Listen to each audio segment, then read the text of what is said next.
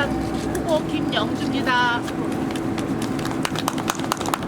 이 영등포역이 1900년도에 서울에서 인천까지의 경인선으로 대한민국에서 최초로 영등포역이 개통을 했습니다. 그리고 5년 뒤에 경부선이 서울역이 더 나중에 5년 뒤에 생겼는데요. 그때 당시에 이 영등포가 교통 그리고 산업 중심의 영등포였습니다. 이 영등포 서남권의 7개 구가 다 영등포에서 떨어져 나갔습니다. 동작구나 관악구나 금천구나 양천구가 그랬는데 이 경부선이 남북으로 이렇게 갈라지면서 영등포가 굉장히 발전도 안 되고 그리고 굉장히 희생이 됐습니다. 그래서 이 영등포에 경부선 지하가 지난 1월에 국회에서 특별법으로 통과됐습니다. 그리고 국민의힘당에서 10대의 공약에도 경인선 지하와 경부선 지하가 들어가 있습니다. 우리 비대위원장님께서 자세히 말씀하겠지만 여기는 단지 영등포의 개발이 아니라 서남권 300만 명이 서울 시민이 여기에 영등포역에 엄청 기대를 하고 있습니다. 그래서 저희가 오늘 어려운 자리에 낮은 자세로 우리 비대위원장 이 자리에 모셨습니다. 네. 안녕하세요. 안녕하세요. 네, 제가 영등포입니다. 여기서 뵈니까 새롭네요. 사실 영등포는 과거에 정말 큰 면적을 차지하고 있었죠. 지금도 영등포가 제대로 발전하는 것은 서울 시민의 삶이 전반적으로 좋아지는 것을 의미합니다. 우리가 할 수 있는 것들을 하나하나씩 우선순위를 정해서 해야 되겠죠. 우리가 지금 여기 해야 될 것 같죠. 우리 영등포 지하와 산골을 지하화했는데 이게 산업, 경제, 그리고 도심, 철도. 영등포가요 서울의 3대 도심입니다. 종로구가 1대 도심, 강남구가 2대 도심. 2015년도에 영등포가 3대 도심이 됐습니다. 거기에 걸맞는 서남권의 중심이 될 것 같습니다. 이곳이 지화화된 장면으로 서울의 중심이잖아요. 서울이 그만큼 넓어지고 이곳에 공원이 있고 이곳에 주택이 있고 이곳에 굉장히 늘어선다고 생각해 보십시오. 그리고 여기 구간의 지하화 서울의 발전, 영등포의 발전은 답을 망라해서 주도할 것이라고 생각합니다. 게다가 지금 이 역 때문에 양쪽이 완전히 분화되어 있습니다. 그럼 서로 생활도 다르고 각각의 필요한 어떤 상권을 다르게 유지될 수 없습니다. 이 둘의 상권이 합쳐지게 될 것이고 주거권이 합쳐지게 될 것이고 생활권이 합쳐지게 될 것이고 저희가 공약을 해내겠습니다. 영등포를 가장 잘 아는 김영주 경찰 영등포를 정말 발전시키고 싶은 바로 이곳에서 첫싸움을 하려 합니다. 이곳이 게다가 단순하게 어떤 영등포 한 구간의 문제가 아니라 인천과 중요하지가 않잖아요. 가장 오래된 도시입니다. 가장 오래된 도시 때문에 가장 필요한 도시입니다. 이곳에 신발이 원하죠.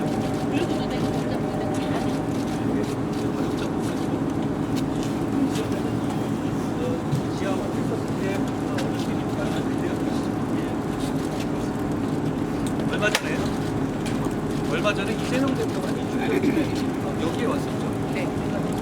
여기 와서 한바가 욕만 쏟아놓고 그것 가지고 영등포 시민의 삶을 개선시킬 수 없습니다. 저희는 여기서 영등포 시민의 삶을 실질적으로 개선시키지 않고 그걸 반드시 실천하겠다는 말씀을 드립니다. 그걸 보증하기 위해서 제가 보증하는 김영주 경찰을 보증하기 위해서 제가 여러분 좀 특이한 자리에서 식당 위에서 고향과 이후에 시민들의 삶을 터져주는 자리에 왔습니다. 고맙습니다. 께서 좋은 말씀 해주셨고요. 영등포가 인구 100만을 자랑하던 수도 서울의 핵심 중에 핵심 도심이었습니다. 그러한 영등포가 지금 총체적인 낙후성에 직면해 있다. 따라서 한동훈 위원장님 그리고 김영주 의원과 함께 영등포를 다시 부흥시키는데 재건시키는데 다 함께 최선의 노력, 혼신의 노력을 다하겠습니다. 감사합니다. 고맙습니다. 저기 영등포에 나무 누가 맞죠? 그러니까 이게 네. 낮게 기어서 오는 것이 이 호가 때문에 이런 것이죠. 이 영등포를 위해서 그러네요. 이게 지원하는 모든 게 다 달라졌어요. 그동안에 이 영구간의 지하화를 얘기한 정치 세력가 많이 있지 않았습니까? 그냥 공약만 했는데 법이랑 이렇게 실천해 온 게 없죠. 그렇지만 중요한 것은 그걸 실천해서 하는 게 문제인데요. 저희는 그 능력과 의지가 분명히 있다는 점을 말씀드립니다. 이걸 지하화하게 되면 역사 내에 있는 뭐 상가라든지 아니면 지역은 어떻게 그게요. 지금 영등포역이 사실은 여기 한가운데는 모래밭입니다. 그래서 이 롯데 백화점이 들어설 때 세기둥이 어마하게 들어가 있습니다. 그런 불안정한 이런 것도 다 없어질 거고 여기 원래 인천에서 오면서 인천, 부천, 영등포 서남권의 중심인데 이 영등포역 위 지상에 이게 한계가 있기 때문에 호남선의 출발점도 용산으로 가게 된 겁니다. 그래서 이 지상에 이 모든 시설은 지상에 이제 기차열이 다 들어설 거고요. 지하에 그 정말 그 새로운 대한민국의 철도 역사를 만드는 게 지하에 들어서는 거예요. 여기에 보면 그 상인들이라든가 이런 쪽에서 새로운 거를 생각하시죠. 네, 이 지상을 활용하는 거죠. 쇼핑센터, 공원, 학교 여러 가지가 다 들어서요. 새롭게 짓는 건물이나 역사들이 새롭게 짓는 것들이 새로 단순하게 어떤 영포의 역할뿐 아니라 랜드마크의 역할을 하게 진짜 당연히 이거 그렇게 추진될 것 같아요. 이 롯데백화점도요 국가 소유입니다. 그래서 매 한 10년 주기로 계약을 다시 하고 돈을 내고 그게 국가가 사용하기 때문에 이게 지하화가 돼서 이 철도가 다 들어가면 그것도 지상에 다시 그게 그때 아마 논의될 수 있을 것입니다. 그런 면에서 어떻게 국가 소유이기 때문에 네. 이런 재배치라든가 이런 것에도 얼마든지 평소 다른 것보다는 훨씬 더 용이한 면이 있을 수 있겠네요. 네, 그렇습니다.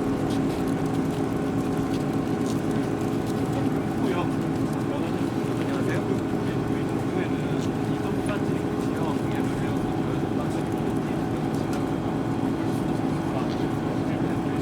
그럼요. 충분합니다. 다른 이게 영포 같은 부지가 워낙 있고요. 의지의 문제고 필요성의 문제인데 필요성의 문제라고 생각합니다. 이 어떤 한 구간을 저희가 선택해서 추진할 경우에 과연 그런 식의 큰 대구가 해서 충분한가요? 여러분 직접 보시죠. 낙수되어 있거든요. 결국 이 문제, 여기 그동안에 이 지역을 100년 넘게 발전시키는 굉장히 고마운 존재긴 했지만 세상이 많이 바뀌었습니다. 그렇다면 이 지역의 지금은 수원도 마찬가지입니다. 결국은 이런 기차역과 철도가 도심을 관통함으로써 끼치고 있는 어떤 해악이 되게 커졌거든요. 직함된 도시에 있습니다. 그렇다면 서울 중심에서 핵심적인 이 영등포에서 문제는 해결하기 쉽다. 의미가 있을 것이다라는 생각을 합니다. 그동안 그게 필요하기 때문에 말씀하신 것처럼 다양한 정치 세력들이 약속은 계속 해왔던 겁니다. 다만 저희가 그동안에 있었던 정치 세력들은 이렇게 지자체장이라든가 이 지자체 상급단, 서울시, 그리고 구청, 그리고 의원 각각의 정당이라든가 소속적인 정치 지향점이 다른 경우가 많았습니다. 그렇지만 이번의 경우를 보십시오. 저희 총선을 통해서 새로운 선택이 이루어진다.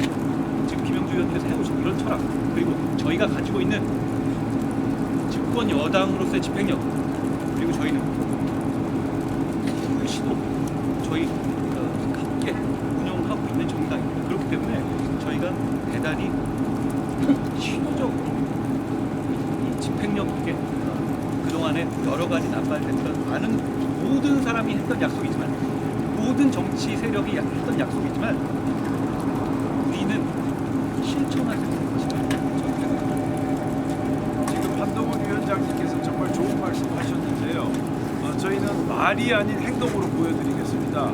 그리고 구호가 아니라 그리고 현수막이 아니라 저희가 실천으로 보여드리겠다는 말씀 이 자리에서 다시 한번 여러분 하지만 지금 이 여러 가지 정치세력들이 보면 지자체가 생기기가 좋은 점도 많지만 지자체가 하는 어떤 문제 그리고 다른 당 소속의 의원들이 있는 경우 문제 이런 문제가 많았잖아요.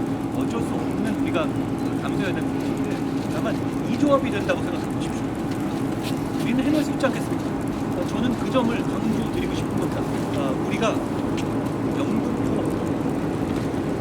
국민들의 수건을 해야 되겠다. 진심을 가지고 시민들의 삶을 개선시키겠다는 이 의리와 다짐을 연습하습니다. 여러분 박수 한번 쳐주시죠. 예.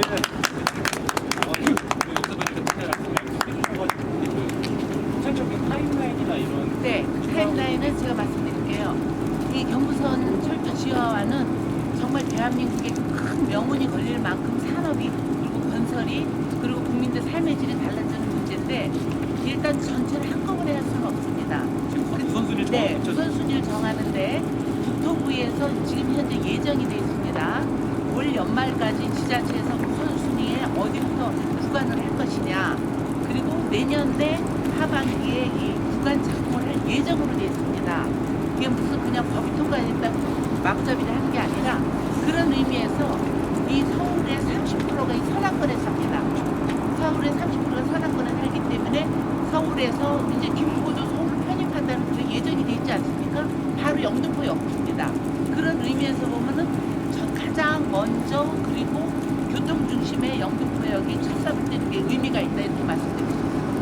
좋은 말씀을 해주셨는데 우리 국민의힘의 어떤 정책적 약속을 보시면 상당히 연계되어 있습니다. 저희가 경기 서울의 행정부의 레노베이션을 추구하고 있잖아요. 결국은 김포 등등 서울을 편입하고 싶어하는 시민들이 있습니다. 그 시민들을 저희가 원샷법으로 해결하겠다는 말씀을 제가 어제부터 계속 드리고 결국은 그렇게 행정구역이 재편돼서는 필요한 건 그 행정구역 재편에 걸맞는 교통격차 해소입니다. 그 부분을 저희는 영등포의 발전과 그런 서울로 편입된 도시들과의 어떤 교통 편의성의 획기적인 이 형상까지도 같이 말씀드리고 있는 겁니다. 그렇기 때문에 실효성이 있다는 것이죠. 어떤 한 구에만 제가 아까 말씀드린 서울 전체를 말씀드렸잖아요. 서울이 넓어지게 되고 그러면 그 과정에서 있을 수 있는 이 혜택이 여기서 출발될 수 있는 그 혜택들을 입을 수 있는 그런 시민들이 많아지면 많아질수록 사실 정책적 실효성, 정책적 집행의 어떤 그 추진력이 커지는 것이거든요. 영등포, 자동차의 지역구, 김영주의 지역구만이 아닌 겁니다. 제가 어제 갔다 온 고양이나 김포 등등 결국은 그분들이 기대하시는 건 뭐냐면 이름을 바꾼다. 이름만 바꾸기 문제가 아니라 그걸로 인해서 서울이 가지고 있는 어떤 편의, 서울이 가지고 있는 이 혜택들의 실체를 공유하고 싶어하는 것입니다. 그걸 위한 첫사부로서 큰 의미가 있다고 생각합니다. 여러분 전체를 지도를 보시고 이 지역을 보십시오. 이 지역 딱 서울 한 군데만 지어진 게 아니라 서로 간에 큰 틀로서 이어지는 벨트라고 해서 산업권 벨트라고 할 수 있거든요.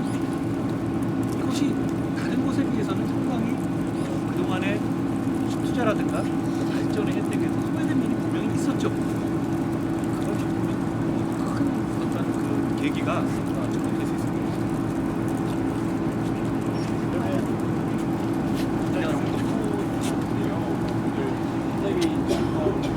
이야기가 나와가지고 선대위 5인 체제를 구성하기 위한 취지랑 앞으로 전략 한번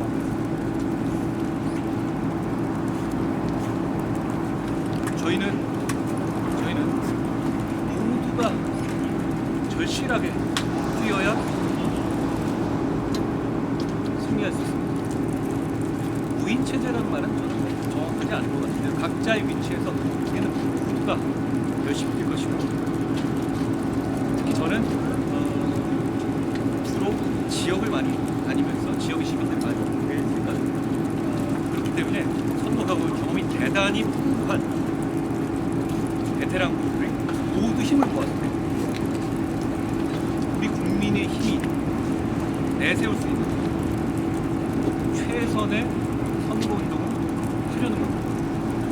그 대표들 말고 다른 영역에서도 저희 국민의 힘이 가동할 수 있는 모든 힘을 다 짜내겠다라는 의지를 나중에 보시면 아실 수 있을 것 같습니다. 그럴까요?